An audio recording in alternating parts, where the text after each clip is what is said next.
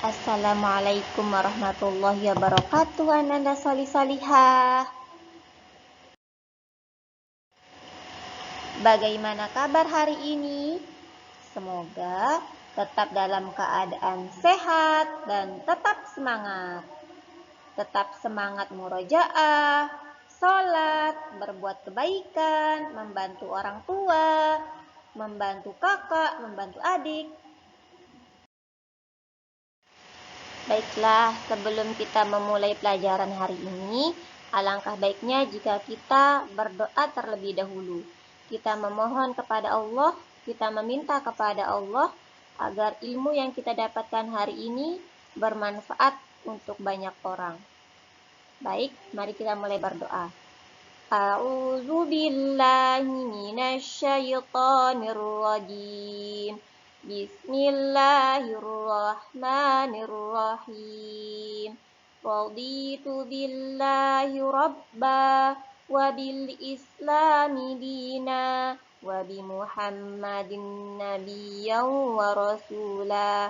Rabbi zidni ilma warzuqni fahma. Amin. Hari ini kita akan belajar tentang bahasa Indonesia materi fabel. Apa itu fabel? Fabel merupakan cerita tentang hewan yang berperilaku seperti manusia. Dalam fabel, hewan dapat berbicara seperti manusia. Selain dapat berbicara, hewan juga memiliki sifat dan sikap seperti manusia. Ustazah yakin, pasti ananda solih-solihah sudah pernah mendengar ataupun membaca tentang fabel, seperti kisah semut dan belalang, kelinci dan kura-kura, kancil dan buaya, buaya yang serakah, ataupun tikus sang pemberani. Ayo, siapa yang pernah mendengar atau membaca kisah fabel tersebut? Setiap tokoh dalam fabel memiliki sifat masing-masing, seperti jujur, sabar, tidak sombong, pemberani, serakah, mau menang sendiri, tidak suka berbagi, dan lain sebagainya. Yang paling penting untuk kita ketahui dalam sebuah fabel adalah amanat atau pesan yang ingin disampaikan oleh pengarang kepada pembacanya. Dalam fabel, pasti ada sebuah pesan yang ingin disampaikan oleh pengarang kepada pembacanya, seperti bersikap baiklah kepada sesama makhluk ciptaan Allah. Karena jika kita berbuat baik, maka suatu saat kita pun akan memperoleh kebaikan. Atau kita harus saling menyayangi dan menghormati sesama makhluk ciptaan Allah. Apa saja yang perlu diperhatikan saat membaca fabel? Yang perlu diperhatikan saat membaca fabel, yang pertama, tokoh atau pemeran dalam cerita, seperti gajah, harimau, serigala, tikus, kucing, semut, atau mungkin belalang. Kedua, sikap tokoh dalam cerita. Apakah dia pemarah, pekerja keras, pemalas, rajin, dan lain sebagainya. Ketiga, tempat kejadian. Di manakah kejadian itu terjadi? Misalnya, di hutan, di sungai, di gunung, di sekolah, di rumah, dan lain sebagainya.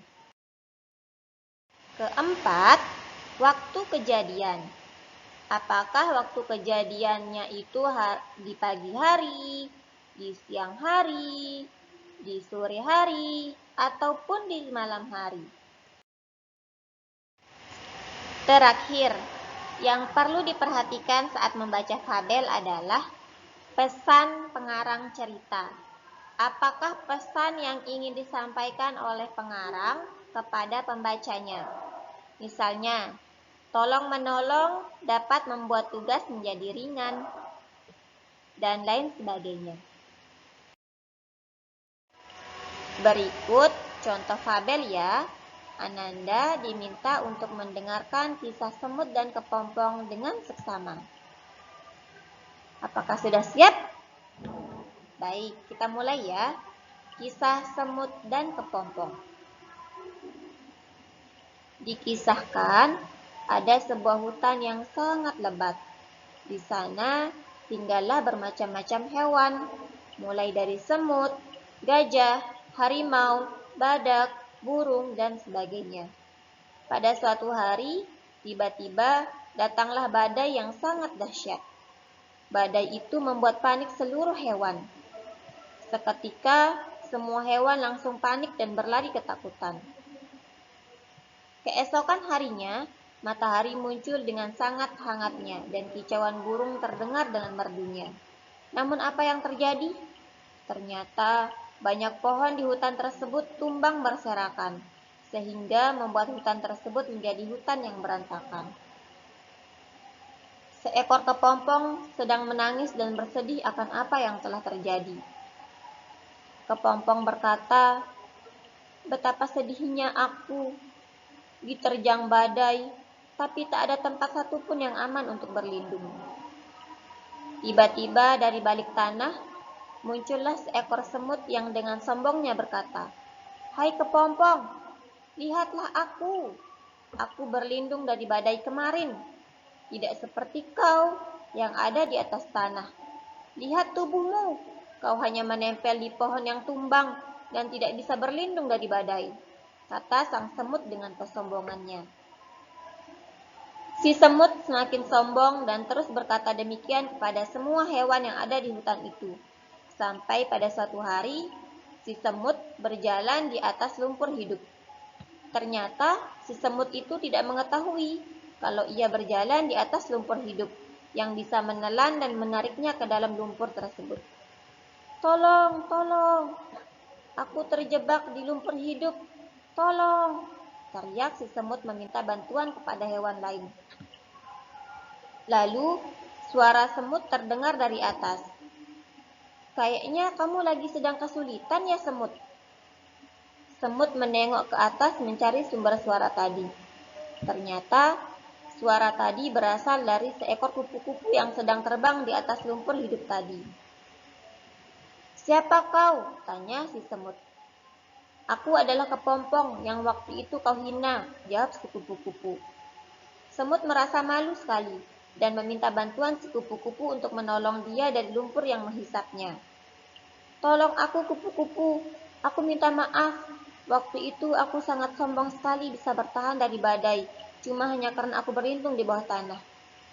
Akhirnya, kupu-kupu pun menolong si semut dan semut pun selamat. Ia pun berjanji pada kupu-kupu agar tidak lagi menghina semua makhluk ciptaan Tuhan yang ada di hutan tersebut. Nah, itu tadi ya contoh fabel kisah tentang semut dan kepompong.